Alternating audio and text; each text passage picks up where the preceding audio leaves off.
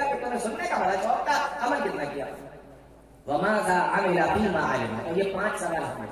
اس میں جو بنیادی سوال ہے جو میرے موضوع سے تعلق رکھتا ہے وہ یہ ہے کہ اللہ تعالیٰ جوانی کے پیریڈ کے بارے میں الگ سے سوال پوچھے گا. اب بتائیے، بچپن میں آدمی کچھ کر نہیں سکتا، بڑھاپے میں کچھ کرنے کے لائق رہتا نہیں ہے، ایک جوانی ہی تو بچی ہے جس جوانی کے ذریعے کے اندر آپ کچھ کر سکتے ہیں، اپنے لیے بھی اپنی قوم کے لیے. بولو میں غلط تو نہیں کہہ رہا ہوں؟ یہی ایک ٹائم تو ہے نا کہ جس میں آپ اپنے لیے بھی کر سکتے ہیں، اپنے گھر والوں کے لیے بھی کر سکتے ہیں اور اپنی قوم کے لیے بھی کر سکتے ہیں. اور اس جوانی کو بھی آپ اگر ایسے ہی گزار دیں تو اس قوم کا بس اللہ ہی مالک ہے، اس کا کیا ہو سکتا ہے؟ جس قوم کے جوانوں کے اندر حوصلہ نہ ہو، جس قوم کے جوانوں کے اندر طاقت نہ ہو، جس قوم کے جوانوں کے اندر دینداری نہ ہو، جس قوم کے جوانوں کے اندر بددینی گھسائے، تو پھر اس قوم کا اللہ ہی مالک ہے. کیا ہو سکتا ہے اس قوم کا؟ اور آپ کو پتا ہے دنیا کے اندر جتنے بھی بڑے بڑے کام ہوئے ہیں اور جن لوگوں نے بھی کیے ہیں ان سب لوگوں نے جوانی کے دنوں ہی میں کیے، جوانی کے ٹائم میں کیے، بہترین پیریڈ میں کیے، جوانی کے دنوں میں بہترین پیریڈ کے اندر کام کی ہے. جب بدن کے اندر طاقت ہوتی ہے، حوصلہ ہوتا ہے، جنون ہوتا ہے، طاقت ہوتی ہے، تب انسان کرتا ہے کسی کام کو. اب یہ ہمارے نوجوانوں کی حالت جب ابھی میں دھیمے دھیمے کر کے بتاؤں گا انشاءاللہ اس طرف آ رہا ہوں. تو یہ بہترین دور کون سا ہوتا ہے؟ جوانی کا دور ہوتا ہے. اللہ کو کس طریقے کی جوانی پسند ہے؟ ابراہیم علیہ السلام کا ذکر میں نے کل بھی کیا تھا. ان کا ایک واقعہ بڑا مشہور ہے، قرآن کریم نے اس کو بیان کیا کہ جب ان کو آگ میں پھینکا جانے لگا، حضرت ابراہیم علیہ السلام کو نمرود نے آگ جلائی اور آگ میں جب پھینکا جانے لگا تو قرآن نے اس وقت کا جو ذکر کیا ہے حضرت ابراہیم علیہ السلام کا، جانتے ہو کیا ذکر کیا ہے؟ فرمایا قالوا سمعنا فتى یذکرهم یقال له ابراہیم. کہا یہ تمہارے خداؤں کے ساتھ میں کس نے کر دیا؟ یہ تمہارے خداؤں کے ساتھ میں کس نے کیا ہے؟ تو لوگوں نے آپس میں مل کر بات کی، کہنے لگے قالوا سمعنا فتى یذکرهم یقال له ابراہیم. ایک نوجوان کے بارے میں ہم نے سنا ہے. کس کے بارے میں سنا ہے؟ بولو، بوڑھے کے بارے میں نہیں، بچے کے بارے میں نہیں. قالوا سمعنا فتى، ایک نوجوان کے بارے میں ہم نے سنا ہے جو اس طریقے کی باتیں کیا کرتا ہے، یقال له ابراہیم، جس کا نام ابراہیم ہے. جوانی کا دن تھا، جوانی کا دور تھا حضرت ابراہیم علیہ السلام کا. پورے ملک سے اکیلے لوہا لے رہے، پورا ملک بت پرست ہے اور اکیلے کھڑے ہیں اللہ کی توحید کو بیان کرنے کے لیے. کون ہے؟ کون نوجوان ہے؟ ابراہیم ہے. سورہ کہا جمعے کے دن آپ لوگ پڑھتے ہوں گے، ہماری بہت سی مائیں بہنیں بھی جمعے کے دن سورہ کہا پڑھتی ہوں گی. 15ویں پارے کے اندر سورت ہے سورہ کہا، 16ویں پارے میں جا کر ختم ہو جاتی ہے. جمعے کے دن پڑھنے کی اس کی خاص فضیلت ہے. آپ کو معلوم ہے اس سورہ کہف کے اندر بھی اللہ تعالیٰ نے چند نوجوانوں کا ذکر فرمایا ہے اور اللہ تعالیٰ نے قرآن کریم کے اندر فرمایا انہم فدیۃ آمنوا بربہم وزدناہم ہدی. یہ چند نوجوان تھے جو اپنے رب کے اوپر ایمان لاتے تھے. پورے ملک کے اندر کوئی بھی اللہ پر ایمان لانے والا نہیں تھا. اس دور کے اندر اس ملک کے اندر بادشاہ بھی بت پرست تھا، بلکہ مفسرین نے لکھا ہے کہ بادشاہ خود اپنی عبادت کروایا کرتا تھا. لیکن یہ چند نوجوان تھے انہم فدیۃ آمنوا بربہم وزدناہم ہدی، یہ اپنے رب پر ایمان لائے تھے. بادشاہ کے سامنے سجدہ کرنے سے منع کر دیا تھا، بادشاہ کی عبادت کرنے سے منع کر دیا تھا. تو بادشاہ نے ان کے قتل کا حکم جاری کر دیا کہ جہاں ملے وہاں سے پکڑ کے لاؤ، ان کو سولی پہ لٹکا دو، ان کو قتل کر دو، اور جو لے کر آئے گا اس کو انعام بھی دیا جائے گا. جب ان کے پاس یہ خبر پہنچی، اللہ سے دعا کی ربنا آتنا من لدنک رحمۃ وہیئ لنا من امرنا رشدا. اے اللہ اپنی رحمت میرے اوپر نازل فرما. اللہ نے حکم دیا کہ فلاں غار کے اندر چلے جاؤ اور غار کے اندر جا کر سو جاؤ. قرآن کہتا ہے جب یہ غار کے اندر جا کر سو گئے 309 سال تک اللہ نے ان کو اس غار کے اندر سلا کر رکھا. ان کو چند نوجوانوں کو کتنا سوئے؟ 309 سال. آپ کہیں گے 309 سال تک کون سوتا ہے؟ لیکن اللہ رب العالمین کی طرف سے یہ ان نوجوانوں کے لیے کرامت کہ تم سو جاؤ 309 سال تک، 309 سال تک سو کرے. اور آگے کا جو آیت کا ٹکڑا ہے وہ سنیے، پھر میں آپ کو بتاتا ہوں. اللہ فرماتا ہے جب یہ 309 سال تک اس غار کے اندر سوتے رہے وَنُقَلِّبُهُمْ ذَاتَ الْيَمِينِ وَذَاتَ الشِّمَالِ، تو یہ اپنے دائیں طرف بھی کروٹ لیتے تھے اور بائیں طرف بھی کروٹ لیا کرتے تھے. وَنُقَلِّبُهُمْ ذَاتَ الْيَمِينِ وَذَاتَ الشِّمَالِ، دونوں طرف کروٹ لے رہے تھے. اور اللہ نے کہا وَنُقَلِّبُهُمْ، ہم ان کو پلٹ رہے تھے. ذات الیمین و ذات الشمال، کبھی دائیں طرف کبھی بائیں طرف. تو کروٹیں بدلتا ہے، ہوتا ہے کہ نہیں ایسا؟ آدمی سوتے میں کروٹیں بدلتا ہے. اللہ فرما رہا ہے کہ یہ کروٹیں بدل رہے ہیں. یہاں دو تین چیزیں ہیں، وہ غور سے سن لیجیے. پہلی چیز تو یہ ہے کہ جب یہ زندہ تھے، بالکل صحیح تھے، اللہ سے انہوں نے دعا کی، اے اللہ ہم تیرے اوپر ایمان لائے ہیں، ہمارے ایمان کی حفاظت فرما. تو اللہ تعالیٰ نے ان کی حفاظت فرمائی. یعنی اگر انسان اللہ کے راستے پر چلنا چاہے تو اللہ رب العالمین اپنے بندے کی حفاظت فرمائے. اس کے بعد جب یہ غار کے اندر گئے تو اللہ نے ان کو 309 سال تک سلا دیا، اور سوتا اور مرنا برابر ہوتا ہے. اس کے باوجود بھی اللہ تعالیٰ نے ان کی حفاظت فرمائی. کوئی وہاں تک پہنچ نہیں سکا. جو اللہ کا ہو جاتا ہے اللہ زندگی میں بھی اس کی حفاظت کرتا ہے، اور اللہ اس کی موت کے بعد بھی حفاظت کرتا ہے. اور تیسری سب سے اہم بات، اگر کسی آدمی کو 300 سال تک اسی طریقے سے زمین پہ رکھ دو تو وہ بچے گا؟ زمین اس کا پورا بدن کیا کرے گی؟ زمین اس کا پورا بدن کھا جائے گا. اس لیے ہم دیکھتے ہیں کہ ہم لوگ سوتے ہیں تو کروٹیں بدلتے رہتے ہیں ادھر ادھر، بہت دیر تک زمین پر ٹک کر نہیں رہتے. اور یہی وجہ ہے کہ ماں جب اپنے بچے کو دیکھتی ہے کہ 2-2.5 گھنٹے سے ایک ہی کروٹ پر بچہ سو رہا ہے تو ماں آتی ہے اور بڑے پیار سے اپنے بچے کی کروٹ بدل دیتی ہے. اللہ فرماتا ہے کہ میں نے جینے سے، میں نے ان کی زندگی میں بھی ان کی حفاظت فرمائی، ان کی موت پر بھی ان کی حفاظت فرمائی. اور جس وقت وہ سو رہے تھے تو زمین ان کے بدن کو کھا نہ جائے اس پر بھی میں نے ان کی حفاظت فرمائی، اور میں نے ان کی کروٹیں بدلوائی. اللہ نے یہ نہیں کہا کہ وہ کروٹیں بدل رہے تھے، فرمایا ہم ان کی کروٹیں بدل رہے تھے. جیسے ایک ماں اپنے بچے کی بڑے پیار سے کروٹیں بدلتی ہے، اللہ ایسے ان کی کروٹیں بدل رہا ہے. تو نوجوانوں، یہ ہے معاملہ کہ اللہ رب العالمین اس طریقے سے اپنے ان نوجوان بندوں کی حفاظت کرتا ہے جو اللہ رب العالمین کے لیے کھڑے ہو جاتے ہیں.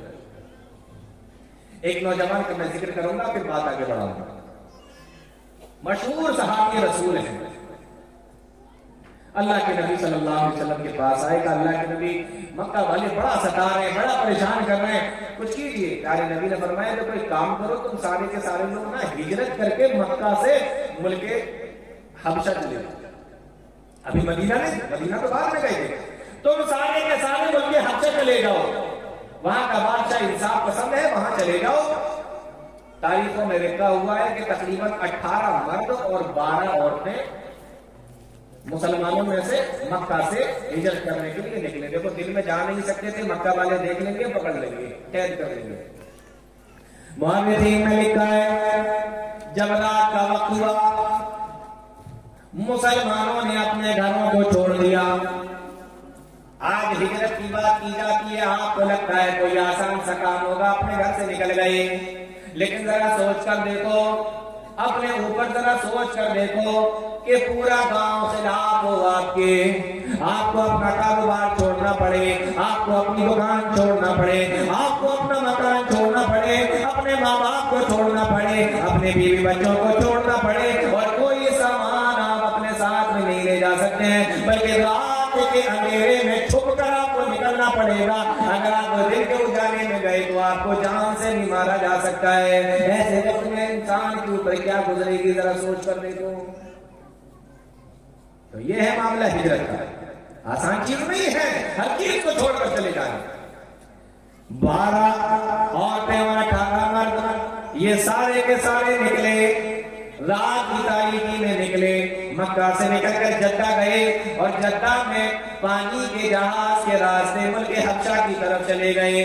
اب ادھر جب صبح ہوئی اور 1-2 دن کا ٹائم گزرا، مکہ کے لوگوں نے دیکھا کہ مسلمانوں کی تعداد کم نظر آ رہی ہے، فلاں صحابی نہیں دکھ رہا ہے، فلاں مسلمان نظر نہیں آ رہا ہے، فلاں آدمی مکہ کے اندر نظر نہیں آ رہا ہے. 2-3 دن تک بڑا تلاش کیا، جب نظر نہیں آیا تو اڑتے اڑتے پہنچتے یہ خبر ملی کہ جدہ سے پانی کے جہاز کے واسطے ملک حبشہ کی طرف اتنے اور اتنے مسلمان چلے گئے ہیں، ترنت آپس میں میٹنگ کری کہ یہ کیا ہوا؟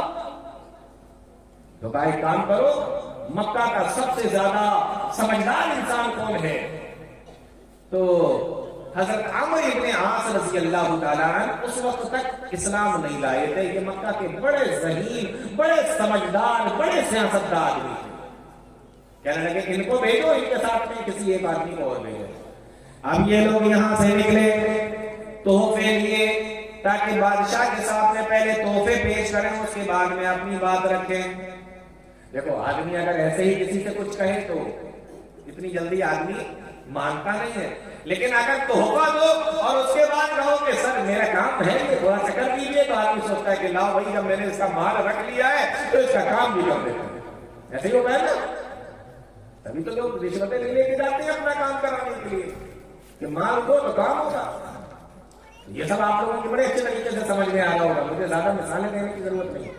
تو تحفے لے کر گئے کہ تحفہ دینا پہلے بادشاہ کو۔ ملک حبشہ پہنچے بادشاہ کے دربار میں، بادشاہ کے دربار میں مورخین نے لکھا ہے صرف بادشاہ کے لیے تحفے لے کر نہیں گئے تھے، بلکہ بادشاہ کے دربار میں جو اس کے حوالی موالی، اس کے وزیر اور اس کے مشیر جو رہتے تھے ان کے لیے بھی تحفے لے کر گئے تھے، تاکہ بادشاہ اگر کچھ آنا کانی کرے تو یہ اس کے وزیر اور اس کے مشیر اس کا من بنا دے کہ چلو ٹھیک ہے ان کے ملک کی بات ہے جانے دو، ہمارا ان سے کیا لینا دینا، ہمارے کون سے یہ رشتے دار ہیں۔ سمجھ لو کہ کتنی چالاکی سے گئی۔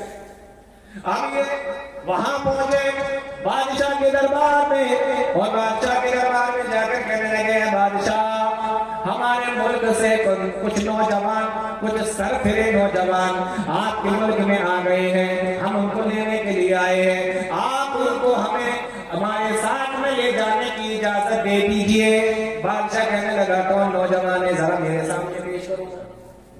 پیارے نبی نے بتایا تھا کہ بادشاہ انصاف پسند ہے۔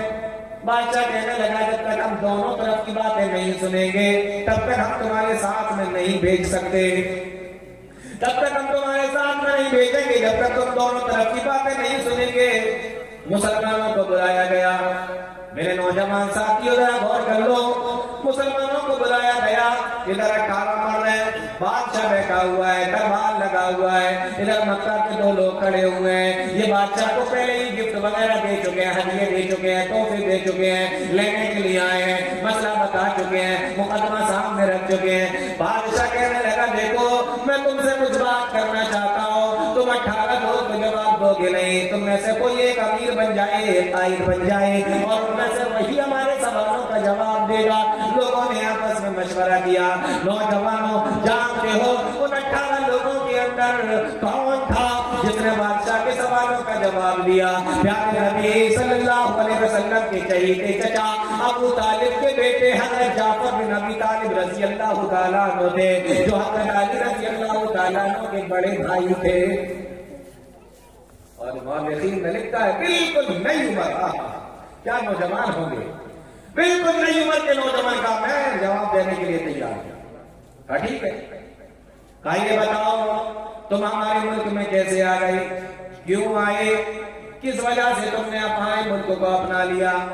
کہنے لگے اب جب یہ جواب دے رہے، کہا بادشاہ ہم لوگ زمانہ جاہلیت کے اندر تھے، بتوں کی عبادت کیا کرتے تھے، اللہ کے ساتھ میں شرک کیا کرتے تھے، غیر اللہ کے سامنے سجدے کیا کرتے تھے، چوری کیا کرتے تھے، ڈاکے ڈالا کرتے تھے، زنا کیا کرتے تھے، شرابیں پیا کرتے تھے، جوا کھیلا کرتے تھے، سود کھایا کرتے تھے، جھوٹ بولتے تھے، چغلی کرتے تھے، غریبوں کو ستاتے تھے، ظلم کیا کرتے تھے۔ کوئی گناہ ایسا نہ تھا جو ہمارے اندر نہ پایا جاتا ہو۔ چھوٹی چھوٹی بچیوں کو زندہ دفن کر دیا کرتے تھے، لونڈیوں سے زنا کا پیشہ کروایا کرتے تھے، بچیوں کو زندہ دفن کر دیا کرتے تھے۔ کوئی گناہ ایسا نہ تھا جو ہمارے اندر نہ پایا جاتا ہو۔ پھر اللہ تعالیٰ نے ہمارے اوپر رحم فرمایا، ہمارے اندر ہمیں میں سے ایک نبی کو بھیجا، اس نبی نے آ کے ہمیں بتایا ایک اللہ کی عبادت کرو، اسی کے سامنے سر جھکاؤ، اسی کے سامنے سجدے کرو، اسی کی عبادت کرو، اس کے ساتھ میں کسی کو شریک نہ کرو، جھوٹ نہ بولو، چغلی نہ کرو، زنا نہ کرو، شراب نہ پیو، جوا نہ کھیلو، سود نہ کھاؤ، قتل نہ کرو، ظلم نہ کرو، پڑوسیوں کو نہ ستاؤ، غریبوں کو نہ ستاؤ، کسی کو پریشان نہ کرو، یہ تمام کی تمام چیزیں ہمیں بتائیں، صدقہ کرو، خیرات کرو، مہمان نوازیاں کرو، یہ ساری کی ساری چیزیں اس نبی نے ہمیں آ کے بتائیں، ہمیں اس کی باتیں اچھی لگی، ہم نے اس کی باتوں کو مان لیا، جس کی وجہ سے یہ لوگ ہمارے دشمن ہو گئے اور ہم کو ستانے لگے، پریشان کرنے لگے، ہم سے کہتے ہیں کہ پھر سے اسی دین کی طرف آ جاؤ، اسی جاہلیت کی طرف آ جاؤ، اسی چیز کی طرف آ جاؤ، ورنہ تم کو ستایا جائے گا۔ جب ان کی تکلیفیں اور ان کا ستانا، ان کا ظلم و ستم حد سے زیادہ بڑھ گیا تو مجھ کو میرے نبی نے یہ کہا کہ ملک حبشہ لے جاؤ، وہاں کا بادشاہ انصاف پسند ہے۔ بادشاہ عیسائی تھا، انصاف پسند۔ کس نے جواب دیا؟ ایک نوجوان نے جواب دیا۔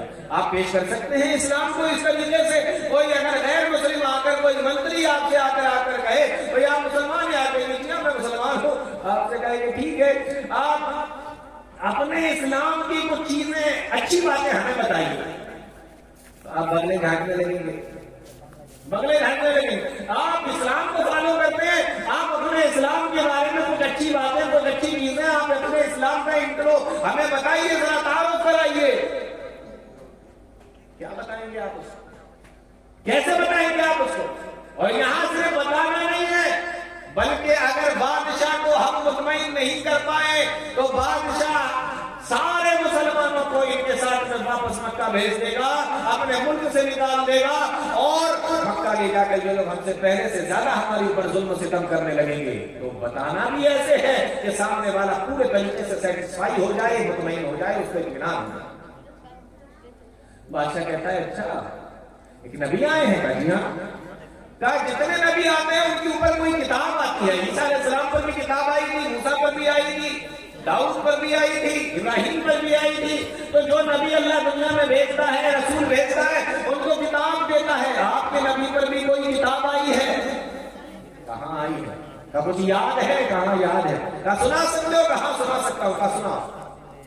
ہمارے نوجوانوں کو کتنا یاد ہے؟ سورہ فاتحہ، قل هو اللہ، انا اعطینا، بس اسی سے کام چل رہا ہے، پچھلے کئی سالوں سے اسی سے ہی کام چل رہا ہے، کیونکہ مغرب، عشاء اور فجر میں تو پڑھنا نہیں رہتی ہے، پیچھے کھڑے ہوئے آرام سے نہیں انوان کے، وہ سامنے امام صاحب پڑھ رہے ہیں نا، ہمیں تو سورہ فاتحہ دہرانا، اس کے بعد تو کچھ پڑھنا نہیں ہے، تو سامنے ہمارے امام صاحب پڑھ رہے ہیں تو پیچھے کو سننا ہے، باقی رہ گیا ظہر اور عصر کی نماز جس میں ہمیں بھی پڑھنا رہتا ہے، تو اپنا کام قل اللہ الا اعطینا سے چل جاتا ہے۔ یہ ہمارے نوجوانوں کا حال ہے۔ کہا تمہیں کچھ یاد ہے قرآن؟ کہاں یاد ہے؟ کہا سنا۔ بادشاہ کا دربار ہے اور اللہ کا قرآن ہے، پڑھنے والے حضرت جعفر بن ابی طالب رضی اللہ تعالیٰ عنہ فوراً پڑھنا شروع کرتے ہیں۔ اعوذ باللہ من الشیطان الرجیم، بسم اللہ الرحمن الرحیم، کاف ہا یا عین صاد، سورہ مریم کی تلاوت کریں، کاف ہا یا عین صاد، ذکر رحمت ربک عبدہ زکریا اذ نادى ربه نداء خفيا قال رب إني وهن العظم مني واشتعل الرأس شيبا ولم أكن بدعائك رب شقيا۔ وارثین نے لکھا ہے حدیث کی کتابوں کے اندر آیا پڑھ رہے تھے اور اگر بادشاہ کی آنکھوں سے آنسو نکلنا شروع ہو گئے۔ کیا سنا دیا ایسا کہ بادشاہ رونے لگا سن کر؟ قرآن کریم کی تلاوت کی، ذکر رحمت ربک عبدہ زکریا، یہ تیرے رب کی اس رحمت کا ذکر ہے جو اس نے اپنے بندے زکریا پر کی تھی، یعنی زکریا علیہ السلام پر کی تھی۔ جب زکریا نے اپنے رب کو چپکے چپکے پکارا تھا اور اپنے رب سے کہا تھا اے میرے پروردگار، اے میرے پروردگار، میں بوڑھا ہو گیا ہوں، میری ہڈیاں کمزور ہو گئی ہیں، میرے بال بھی سفید ہو گئے ہیں، اے میرے پروردگار، لیکن جب بھی میں نے تجھ سے مانگا ہے لم نکن بدعائک رب شقیا، تو نے کبھی بھی مجھے خالی ہاتھ نہیں لوٹایا۔ سورہ مریم کو پڑھتے جا رہے ہیں، سورہ مریم کی تلاوت چل رہی ہے۔ آپ کو معلوم ہے سورہ مریم کے اندر حضرت زکریا کا ذکر ہے، حضرت یحییٰ کا ذکر ہے، حضرت مریم کا ذکر ہے، حضرت عیسیٰ علیہ السلام کا ذکر ہے، اور عیسائی ان چاروں کو بہت اچھے طریقے سے مانتے ہیں، بہت مانتے ہیں ان چاروں کو، زکریا کو، یحییٰ کو، عیسیٰ کو، مریم کو، سب کو بہت مانتے ہیں۔ وہی سورت پڑھی حضرت جعفر بن ابی طالب رضی اللہ تعالیٰ عنہ نے۔ قرآن کریم کی اس آیت کو، سورت کو پڑھ کر جب فارغ ہوئے، حدیث کے اندر آتا ہے فَبَكَى النَّجَّاشِيُّ حَتَّى أَخْضَلَ لِحْيَتَهُ، نجاشی قرآن کریم کو سن کر اتنا رویا، اتنا رویا، حَتَّى أَخْضَلَ لِحْيَتَهُ، یہاں تک کہ اس نجاشی کی اس بادشاہ کی داڑھی آنسوؤں سے بھیگ گئی۔ اور حدیث کے اندر آتا ہے، مؤرخین نے لکھا ہے کہ وہ جو اس کے دربار کے اندر جو عالم کھڑے ہوئے تھے اور ان کے سامنے جو انجیل اور بائبل کھلی رکھی ہوئی تھی، توریت رکھی ہوئی تھی، انہوں نے بھی قرآن کریم کو پڑھ کر رونا شروع کر دیا، اور اتنا روئے کہ سامنے رکھی ہوئی کتاب بھی، کاغذ بھی ان کے بھیگنے لگے۔ اس کے بعد میں بادشاہ کہتا ہے، زمین سے ایک ترکا اٹھاتا ہے اور اٹھا کر کہتا ہے کہ تم نے جو کچھ بھی کہا ہے حضرت عیسیٰ علیہ السلام کے بارے میں، حضرت زکریا کے بارے میں، حضرت مریم کے بارے میں، حضرت یحییٰ کے بارے میں، تمہاری باتوں میں اور یہ تمام چیزوں کے اندر اس تنکے کے برابر بھی فرق نہیں ہے، ذرا سا بھی فرق نہیں ہے، بالکل صحیح کہہ رہے ہیں۔ پھر کہنے لگا میں نے تم دونوں کی باتوں کو سن لیا ہے، فَوَاللَّهِ لَا أُسْلِمُهُمْ إِلَيْكُمْ أَبَدًا، اللہ کی قسم میں تم لوگوں کو ان کے حوالے نہیں کر سکتا۔ اور اس کے بعد اپنے درباریوں سے کہا کہ ان کے جو گفٹ تھے وہ دو ان کو، اپنا گفٹ بھی واپس کیا، کہا نکل جاؤ ہمارے شہر سے، ہمارے ملک سے، اور مسلمانوں سے کہا کہ تم جب تک یہاں پر چاہو آرام سے رہ سکتے ہو، تمہیں یہاں کوئی تکلیف دینے والا نہیں۔ کون تھے؟ بولو نوجوان۔ یہ جوانی اللہ کو پسند ہے، یہ جوانی اللہ تعالیٰ چاہتا ہے۔ پیارے نبی صلی اللہ علیہ وسلم نے جانتے ہو ایک حدیث کے اندر فرمایا کہ 7 قسم کے لوگ ایسے ہوں گے جو قیامت کے دن اللہ کے عرش کے سائے میں ہوں گے۔ میرا من تو یہ چاہ رہا تھا کہ میں 7 قسم کے نام گنا دوں، لیکن بہت لمبی حدیث ہے، تو میں آپ کو یہ بتا رہا ہوں اپنے موضوع کے تعلق سے کہ پیارے نبی صلی اللہ علیہ وسلم فرماتے ہیں کہ 7 قسم کے لوگ ہوں گے جب 50,000 برس کا دن ہوگا، سورج 1 میل کی دوری پر ہوگا اور کوئی سایہ نہیں ہوگا۔ آج سورج کتنا ہے؟ 9 کروڑ 30 لاکھ میل کی دوری پر ہے، تو آپ 1 گھنٹہ دھوپ کے اندر گرمی کے موسم میں کھڑے نہیں ہو سکتے، اور وہاں 50,000 برس کے دن میں اللہ کے سامنے سورج کے نیچے کھڑا ہونا پڑے گا، اور سورج 1 میل کی دوری پر ہوگا۔ سمجھ لو کیا اندازہ ہو رہا ہوگا۔ ایسے موقع پر پیارے نبی فرماتے ہیں اگر سایہ چاہیے تو 7 قسم کے لوگ ایسے ہوں گے جن کو اللہ سایہ دے گا اپنے عرش کے سائے میں۔ اس میں سے ایک قسم کے وہ لوگ بھی ہوں گے شاب نشأ فی عبادت اللہ، نوجوان لڑکیوں، نوجوان لڑکوں، اور سے سنو پیارے نبی نے فرمایا شاب نشأ فی عبادت اللہ، وہ نوجوان ہوں گے جنہوں نے اپنی جوانی کو اللہ کی عبادت میں گزارا۔ جوانی اللہ کی عبادت میں گزاری ہوگی، جوانی کو اللہ کی عبادت میں گزارا ہوگا وہ نوجوان۔ آج ہمارے یہاں نوجوانوں کا حال دیکھو، جی رہے ہیں، ان کو ایسا لگتا ہے نا جیسے ہم دنیا کے اندر آئے ہیں، کھانے کے لیے آئے ہیں، بڑھیا بڑھیا کپڑے پہننے کے لیے آئے ہیں، سونے کے لیے آئے ہیں، بہترین مکان بنانے کے لیے آئے ہیں، اور کھاؤ پیو پہنو سو اور جاگو کماؤ اور مر جاؤ، بس اسی لیے اللہ تعالیٰ نے بھیجا، اسی لیے بھیجا اللہ تعالیٰ نے۔ ہماری دنیا میں آنے کا مقصد یہی ہے، اسی لیے اللہ تعالیٰ نے دنیا کے اندر بھیجا نہیں میرے دوست، زندگی کا مقصد یہ نہیں ہے۔ और अगर आपने जिंदगी का मकसद ये समझ रखा है तो बहुत अच्छे तरीके से समझ लीजिए कि अल्लाह ताला ने इस दुनिया के अंदर जानवरों को पैदा किया है। आपने देखा होगा सड़कों के ऊपर जानवर घूमते रहते हैं, गाय, बैल और बकरा, बकरी, कुत्ता, इस तरीके के जानवर घूमते रहते हैं। उनका भी काम क्या होता है?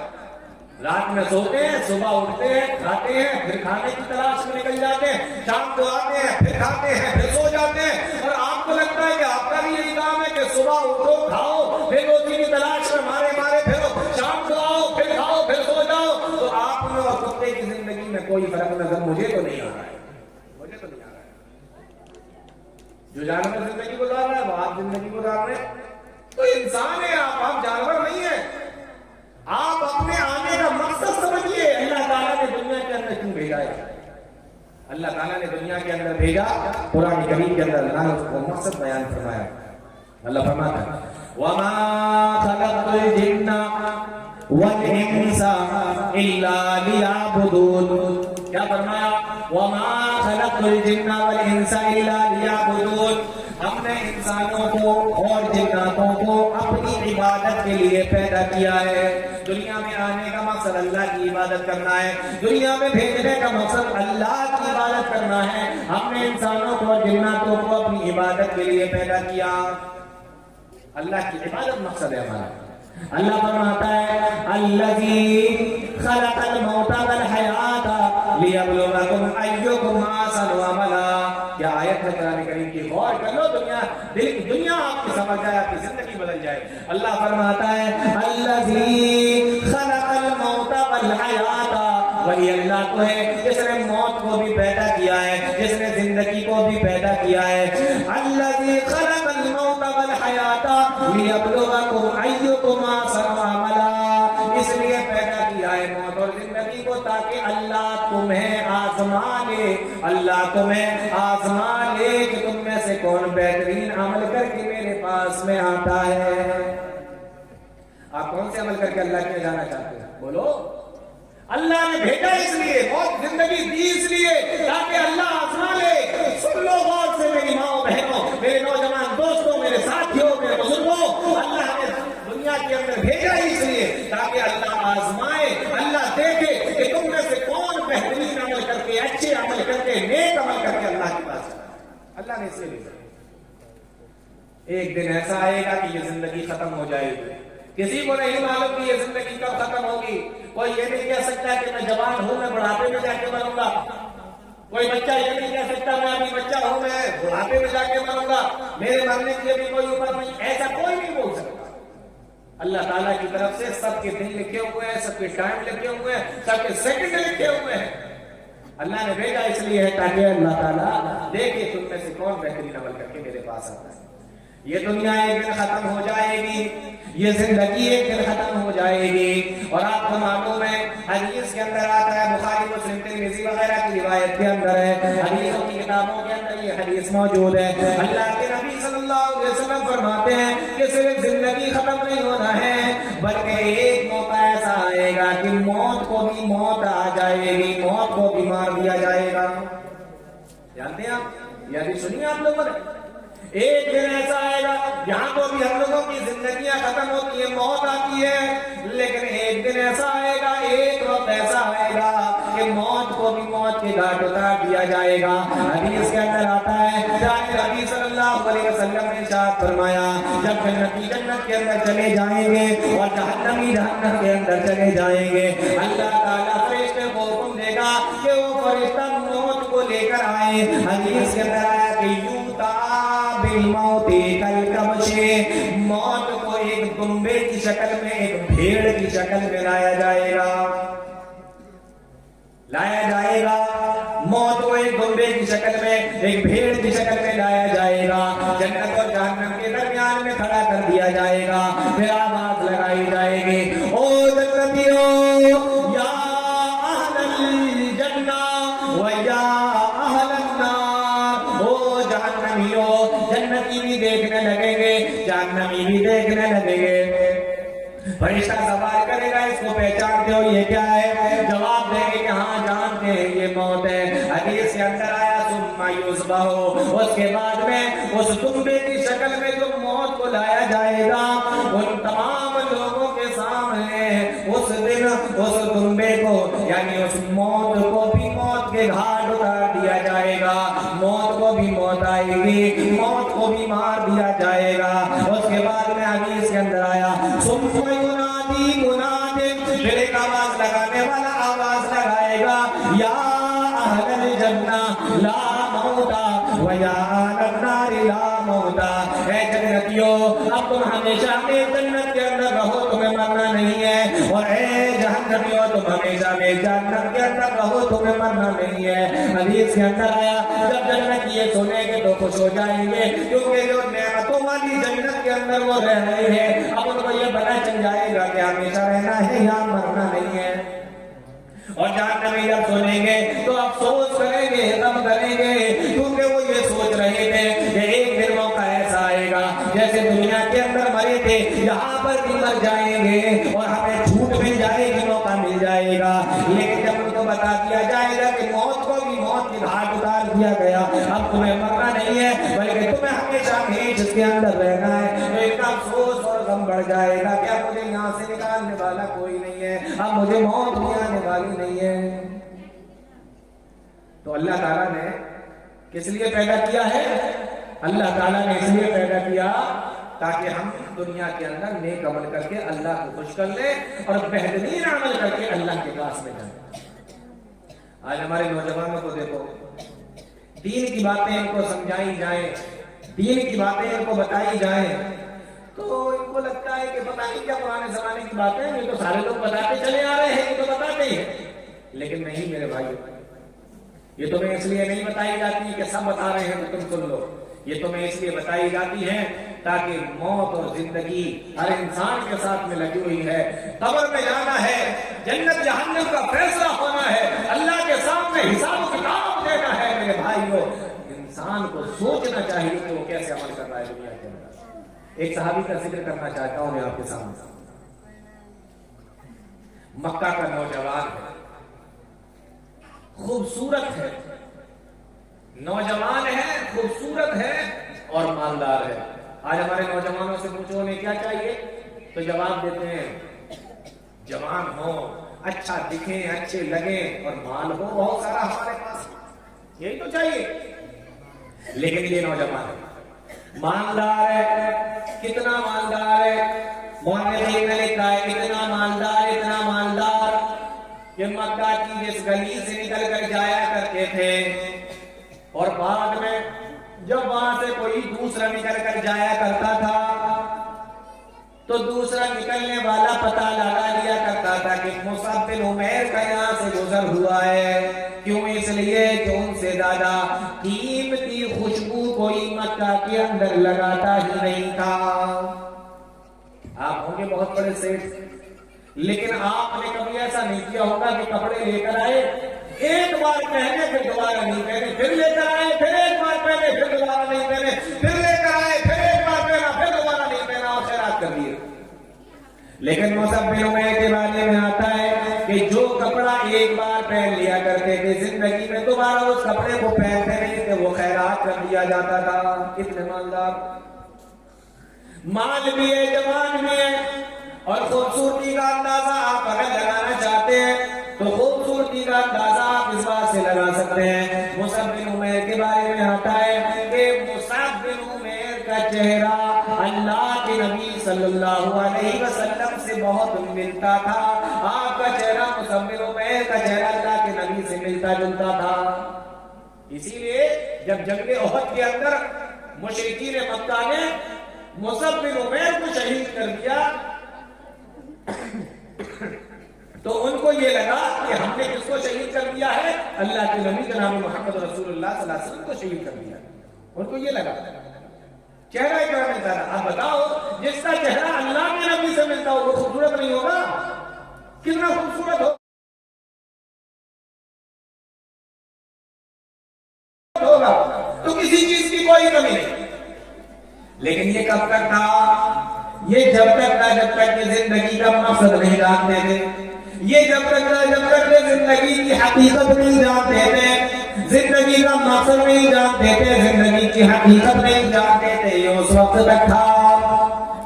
लेकिन अल्लाह के नबी सल्लल्लाहु अलैहि वसल्लम के पास आए, कानों में आवाज पड़ी, इअलमू अन्नमल हयातुद दुनिया लइबुन व लहबुन, जान लो दुनिया की जिंदगी खेल और तमाशे के अलावा कुछ नहीं है। आप सोच रहे होंगे ये खेल तमाशा क्या होता है? इअलमू अन्नमल हयातुद दुनिया लइबुन व लहबुन व ज़ीनतुन, और बनाओ सिंगार, व तफाखुरुन बैनकुम, और आपस में एक दूसरे पर फख्र करना, व तकासुरुन फिल अम्वालि वल औलाद, और माल औलाद में एक दूसरे से बढ़ने की कोशिश करना, इसके अलावा दुनिया की जिंदगी और कुछ नहीं है। गौर करने लगे, क्या वाकई ऐसा है? तो कहा कि हाँ वाकई, जब इंसान बचपने में होता है तो खेल कूद में गुजारता है, जब बड़ा होता है तो बनाओ सिंगार में गुजारता है, जब कमाने के लायक हो जाता है तो एक दूसरे से फख्र करने लगता है, और जब बढ़ावे की तरफ जाने लगता है तो माल दौलत बढ़ाना चाहता है, तो उसके बाद खत्म हो जाता है। ये तो जिंदगी है। तो खेल और कूद के अलावा दुनिया की जिंदगी कुछ नहीं है। खेल और तमाशा, लइबुन व लहबुन, खेल और तमाशे के अलावा दुनिया की जिंदगी कुछ नहीं है। सोचने लगे, अच्छा आप तो देखे ना कि आपने तमाशे देखे होंगे, आपने खेल भी देखे होंगे, कोई सा भी खेल ले लीजिए, कोई सा भी तमाशा ले लीजिए, कोई सा भी खेल ले लीजिए, आपने देखा होगा कोई 2 घंटे चलता है, कोई 3 घंटे चलता है, कोई 5 घंटे चलता है, कोई 1 दिन चलता है, बहुत से बहुत 5 दिन तक चलता है। लेकिन एक टाइम ऐसा आता है कि वो खेल बोलो बोलो खत्म हो जाता है, खेल खत्म हो जाता है। कितना भी लंबा खेल क्यों ना हो, लेकिन खेल को तो एक दिन खत्म होना है। अल्लाह फरमाता है ये जिंदगी यही है, खेल है, तमाशा है, एक दिन ऐसा आएगा ये खत्म हो जाएगा। जैसे खेल तमाशे खत्म होते हैं, न देखे होंगे, खत्म हो जाते हैं, और सबको अल्लाह के सामने जाके खड़े होना है, सबको अल्लाह के सामने जाके खड़े होना है। खेल तमाशों में आपने एक चीज और देखी होगी, जैसे तमाशा कहीं पे हो रहा है तो क्या होता है कि किसी को बादशाह बना दिया गया, किसी को वजीर बना दिया गया, किसी को रानी बना दिया गया, किसी को शहजादा बना दिया गया, इस तरीके से अलग अलग बना दिया जाता है। लेकिन वो खेल में बादशाह है, खेल में वजीर है, खेल में बादशाह का बेटा है, शहजादा है, रानी है, लेकिन खेल खत्म, फिर सब एक जैसे, ऐसे ही होता है कि नहीं होता, फिर सब एक जैसे हो जाते हैं। दुनिया की जिंदगी भी यही है मेरे भाइयों, यहाँ कोई अमीर है, कोई गरीब है, कोई फकीर है, कोई वजीर है, कोई बादशाह है, सबको अलग अलग बांट दिया गया। लेकिन जब खेल खत्म, जिंदगी खत्म, तो अल्लाह के सामने सबको जाना है, और फिर वहाँ कोई बादशाह नहीं, कोई वजीर नहीं, कोई अमीर नहीं, कोई फकीर नहीं, कोई बशीर नहीं, सब एक जैसे। अच्छा, दुनिया की जिंदगी खेल और तमाशे के अलावा कुछ नहीं है। अल्लाह के नबी सल्लल्लाहु अलैहि वसल्लम के पास में पहुंचे, कलमा पढ़ लिया, मुसलमान हो गए, जिंदगी समझ में आ गई, जिंदगी की हकीकत समझ में आ गई, दुनिया की जिंदगी समझ में आ गई। अल्लाह के नबी सल्लल्लाहु अलैहि वसल्लम के पास में रहने लगे। प्यारे नबी सल्लल्लाहु अलैहि वसल्लम ने एक मर्तबा देखा, मुसलमानों गौर से सुन लो, अल्लाह के नबी सल्लल्लाहु अलैहि वसल्लम ने एक मर्तबा देखा, यही मुसव्विर उमैर है। मुसव्विर उमैर को अल्लाह के नबी सल्लल्लाहु अलैहि वसल्लम ने देखा कि बदन के ऊपर एक चादर है, और वो चादर भी जगह जगह से फट चुकी है, जगह जगह से चादर फट चुकी है, पेमद लगे हुए हैं, सिली हुई चादर है, पुरानी सी चादर है, मुसव्विर उमैर ओढ़े हुए हैं। अल्लाह के नबी सल्लल्लाहु अलैहि वसल्लम ने अपने सहाबी को देखा, इस खूबसूरत नौजवान सहाबी को देखा, इस साथी को देखा, आपने फरमाया ओ लोगों, ये वही नौजवान है जो मक्का के अंदर इससे ज्यादा रईस नौजवान कोई न था, इससे ज्यादा नाज़ वाला नौजवान कोई न था, इससे ज्यादा नखरे वाला नौजवान कोई न था। आज इसकी हालत देखो, दुनिया की हकीकत समझ में आ गई कि ये तो सब यहीं पे रखा जाएगा, ये तो सब यहीं छूट जाएगा। अल्लाह की ना तो हमारे नेका मान जाएंगे, वहाँ तो अमाल का बदला दिया जाएगा, वहाँ तो अमाल के मुताबिक फैसला किया जाएगा। दुनिया की जिंदगी को, उसकी ज़ेब और ज़ीनत को, उसके नाज़ अंदाज़ को छोड़ दिया और अल्लाह को खुश करने में लग गए, नेक अमाल करने में लग गए।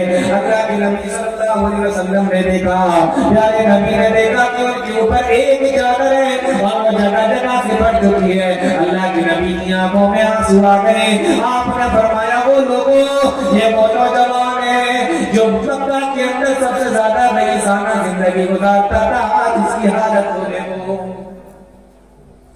मेरे नौजवान साथियों, बन लिए, समर लिए, अच्छे कपड़े पहन लिए, ये जिंदगी की हकीकत नहीं, ये जिंदगी का मकसद भी नहीं।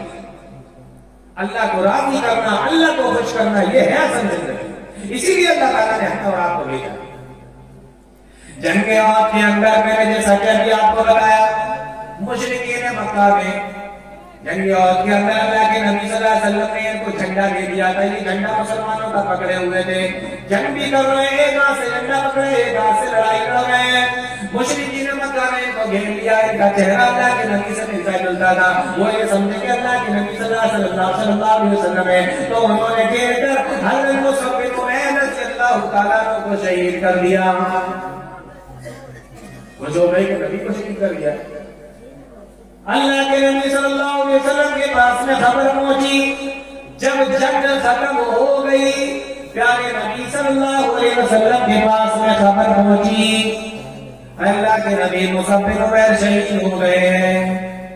अल्लाह के नबी मुसअब बिन उमैर के पास में जो चादर है, मुसलमानों गौर करो, अल्लाह के नबी मुसअब बिन उमैर के पास में जो चादर है वो इतनी छोटी है कि सर को ढांकते हैं तो पैर खुल जाते हैं, और पैरों को ढांकते हैं तो सर खुल जाता है। बुखारी के अल्फाज है, एक खुदिया रासहु बदन रिजलाहु व एक खुदिया रिजलाहु बदन रासहु। अल्लाह के नबी जब पैरों को ढांकते हैं तो सर खुल जाता है, और सर को ढांकते हैं तो पैर खुल जाते हैं। अल्लाह के नबी फरमाते हैं, ओ लोगों, ये वो नौजवान है जिसके कफन की चादर भी पूरी नहीं हो रही है, और एक वक्त ऐसा था कि जिस कपड़े को ये बदन पर एक बार पहन लिया करता था, दोबारा उस कपड़े को अपने बदन पे डाला नहीं करता था, पहना नहीं करता था। प्यारे नबी ने फरमाया कि सर को ढांक लो, और जब पैर जो खुल रहे हैं उसके ऊपर घास रख दो, और इसी तरीके से मेरे साथी को कब्र के अंदर दफन कर दो। यह है मुसअब बिन उमैर रज़ियल्लाहु ताला। मुसलमानों, नाज़ो अंदाज, नखरे, चाल में अदाएं, बनाओ सिंगार, घंटों शीशे के सामने बैठना, अपने आप को अच्छे से अच्छा बनाने की कोशिश करना, ये सारी चीजें दुनिया की हैं मेरे भाइयों। अल्लाह की अगर जाएगा तो आपके नेक आमाल जाएंगे। आप कितने भी अच्छे दिखने वाले क्यों ना हो, कितने ही ताकतवर क्यों ना हो, अल्लाह की आपके आमाल जाएंगे। बात को समझ में आ रही है आप लोगों को? तो ये जिंदगी का मकसद है। कुछ बात और भी कर ली जाए, फिर बात को खत्म करते हैं। मौसम भी ठंडा हो रहा है और वक्त भी हो रहा है, थोड़ी सी बात और करूंगा मैं आपसे कुछ मिनट। आज देखिए नौजवान कहां पर फंसा हुआ है, नौजवान कहां पर लगा हुआ है। नौजवान लड़के हो, नौजवान लड़कियां हो, घर के अंदर औरतें हो, घर के अंदर मर्द हो, बच्चे हो, सबकी एक ही शिकायत है, सारे लोगों को मोबाइल फोन से बड़ा प्यार है, मोबाइल फोन से बड़ा प्यार है। आप यकीन करें, मैं जब पढ़ता था किताबों के अंदर कि कुछ अल्लाह के बंदे ऐसे गुजरे हैं, कुछ इमाम, कुछ आलिम, कुछ अल्लाह के नेक बंदे ऐसे गुजरे हैं कि उनसे अगर कुरान करीम को छीन लिया जाए तो वो रोने लगते थे। कुरान करीम से अगर उनको दूर कर लिया जाए तो रोने लगते थे, इतनी मोहब्बत करते थे कुरान करीम से। मैं सोचता था, मैं समझ नहीं पाता था कि यार कोई आदमी कुरान से इतनी भी मोहब्बत कर सकता है कि उससे कुरान ले लिया जाए तो वो परेशान हो जाए, रोने लगे। ये मिसाल, ये बात मेरे समझ में नहीं आती थी। उसके बाद फिर मोबाइल आया, उसके बाद क्या आया? मोबाइल आया। मोबाइल में आके मुझे ये बात समझा दी कि आज देखो जरा सी देर के लिए किसी पे उसका मोबाइल ले लिया जाए कितना परेशान हो जाता है। बच्चे से जीरो बच्चा रोने लगेगा, मोबाइल खो जाए देखिए आप इंसान परेशान है, हैरान है, कहीं रखकर भूल जाए परेशान है, थोड़ी देर के लिए मोबाइल उससे अलग हो जाए परेशान है।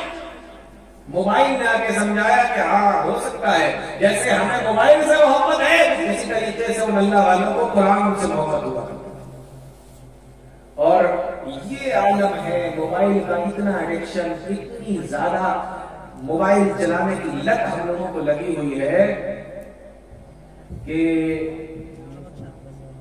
آپ سونے جا رہے ہو نا، سونے کے لیے، تو آپ سونے کے لیے جا رہے ہیں، موبائل کو آپ ایک سائڈ پہ رکھ دیجیے اور کروٹ اس طرف لے لیجیے، سمجھ رہے ہیں؟ موبائل اس طرف ہے اور کروٹ آپ نے اس طرف لے لی ہے تو آپ کو نیند نہیں آ سکتی۔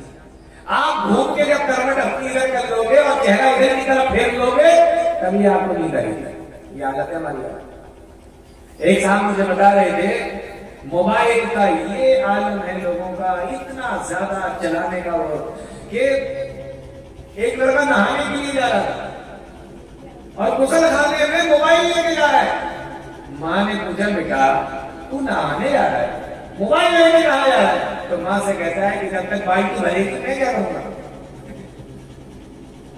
غسل خانے میں جب تک بالٹی بھرے گی تب تک میں بیٹھا بیٹھے کیا کروں گا؟ موبائل چلاؤں گا، میں بیٹھ کر۔ یہ حالت ہے لوگوں کو موبائل کا معاملہ اتنا زیادہ کیوں؟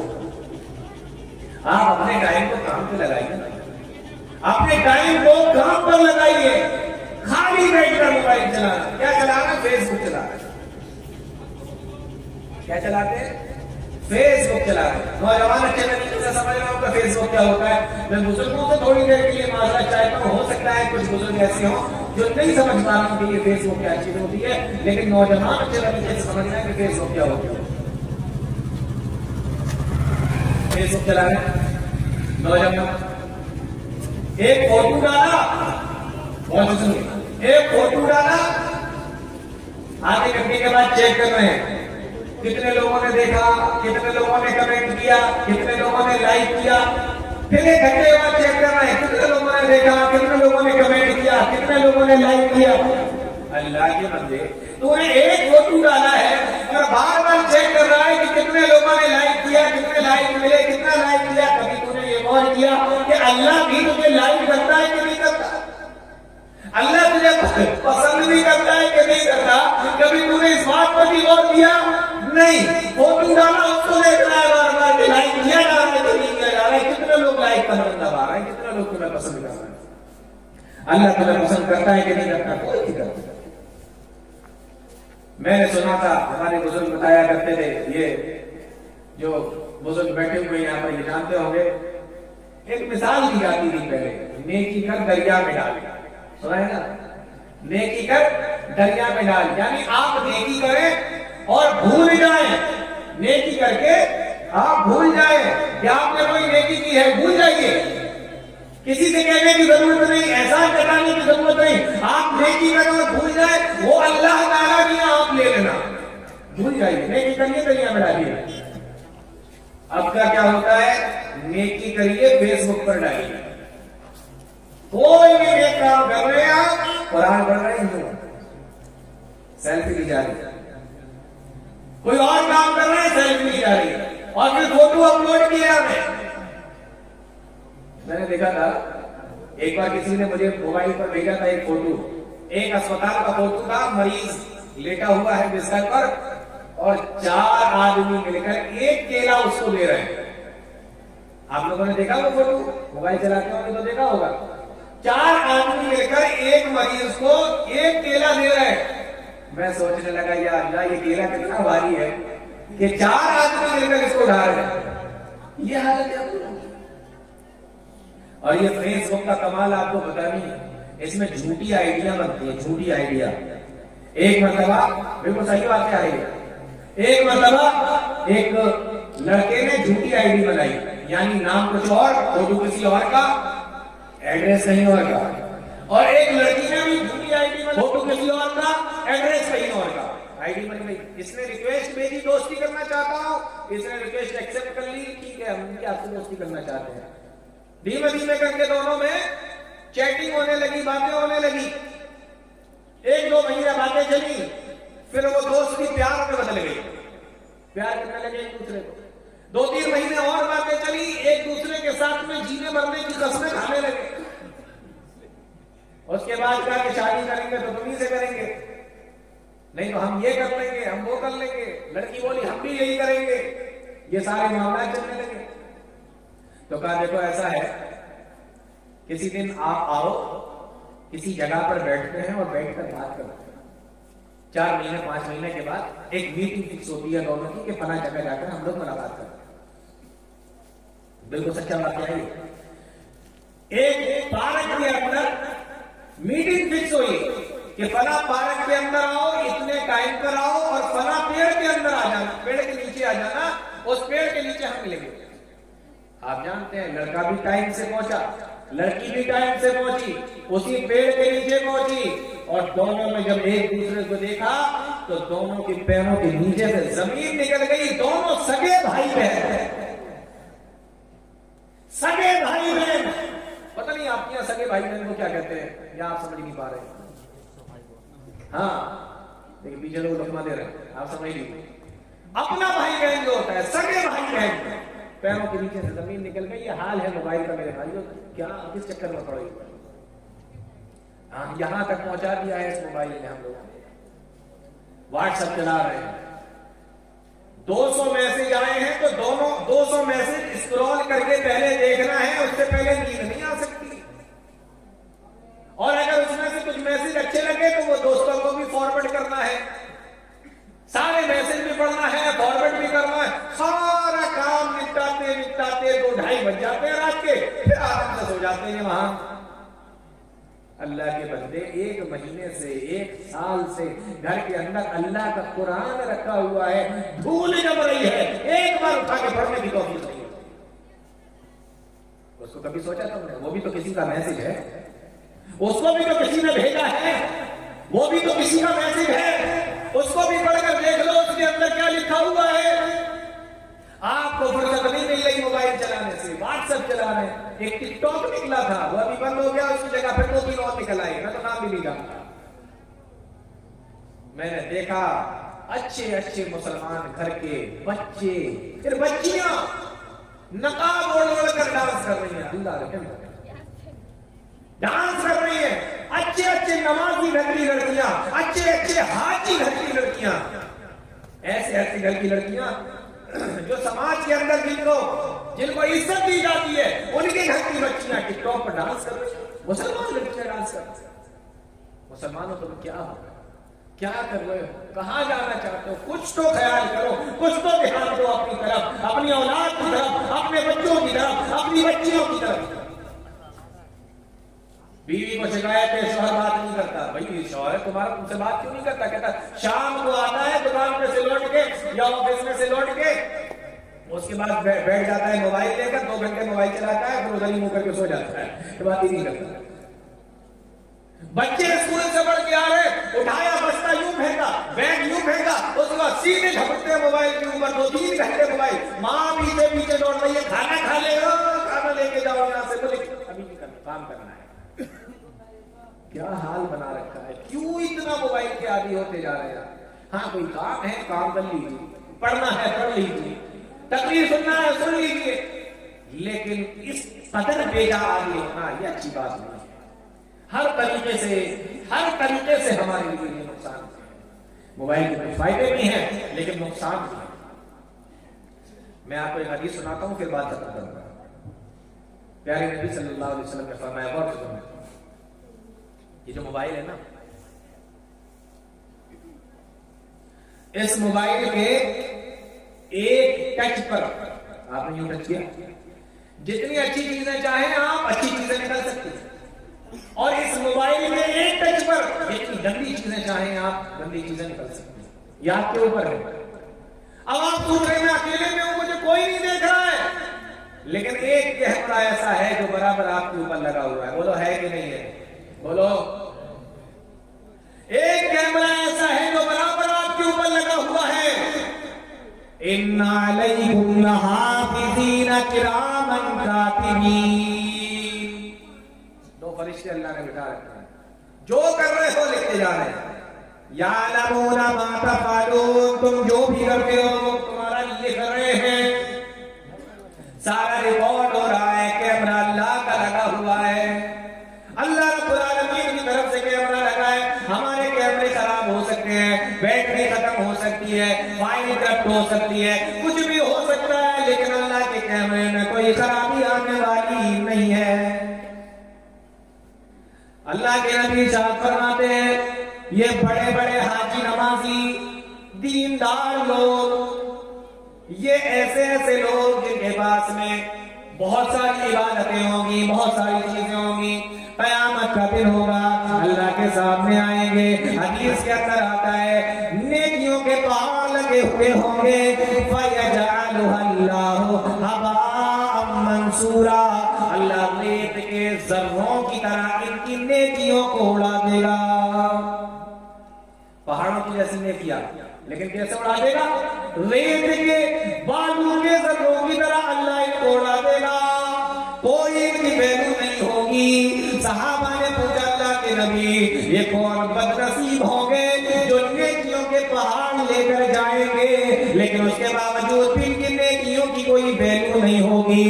اللہ کے نبی ارشاد فرماتے ہیں تمہاری ہی طرح ہوں گے، تمہارے ہی بھائی ہوں گے، نمازیں بھی پڑھتے ہوں گے، قرآن بھی پڑھتے ہوں گے، زکوٰۃ بھی ادا کرتے ہوں گے، لیکن وَلَٰكِنَّهُمْ قَوْمٌ إِذَا خَلَوْا بِمَحَارِمِ اللَّهِ انتهكوها، جب بھی ان کو اکیلے میں گناہ کرنے کا موقع ملے گا تو گناہ کرنے سے نہیں چوکتے ہوں گے۔ اب چلاؤ رات میں اکیلے میں موبائل، دیکھو کیا دیکھ رہے ہو، جب بھی ان کو اکیلے میں موقع ملتا ہوگا تو گناہ کرنے سے نہیں چوکتے ہوں گے، یہ وہ لوگ ہوں۔ میرے بھائیو ایسے لوگوں کی نیکیوں کو اللہ اڑا دے گا، ہوا کی طرح، ذروں کی طرح اڑا دے گا، اور قیامت کے دن جب نامہ اعمال سامنے آئے گا تو کہیں گے ما لہذا الکتاب لا یغادر صغیرۃ ولا کبیرۃ الا احصاها، کون سی کتاب پروردگار تو نے مجھے دے دی ہے، اس میں نہ کوئی چھوٹا گناہ بچا ہے نہ کوئی بڑا گناہ بچا ہے، الا احصاها، سب کے سب اس کے اندر لکھ دیا گیا ہے، چھوٹا گناہ بھی نہیں جھوٹا، بڑا گناہ بھی نہیں جھوٹا، جو کچھ بھی کیا ہے سب کا سب لکھا ہوا ہے۔ میرے بھائیو اس دن سے ڈر جائیے، اللہ کے سامنے حاضر ہونا ہے، اللہ کے سامنے جواب دینا ہے، اپنی زندگی کو سنوارنے کی کوشش کرو، اللہ کے دین میں لگاؤ۔ میں نے کل بھی یہی کہا تھا اپنا ماحول چینج کرو، اپنے گھر کے اندر دینداری پیدا کرو۔ اللہ تعالیٰ ہم تمام لوگوں کو نیک عمل کی توفیق عطا فرمائے، قرآن و حدیث کو سمجھنے کی، اس پر چلنے کی توفیق عطا فرمائے، آمین یا رب العالمین۔ وآخر دعوانا الحمد للہ رب العالمین، والسلام علیکم ورحمۃ اللہ وبرکاتہ۔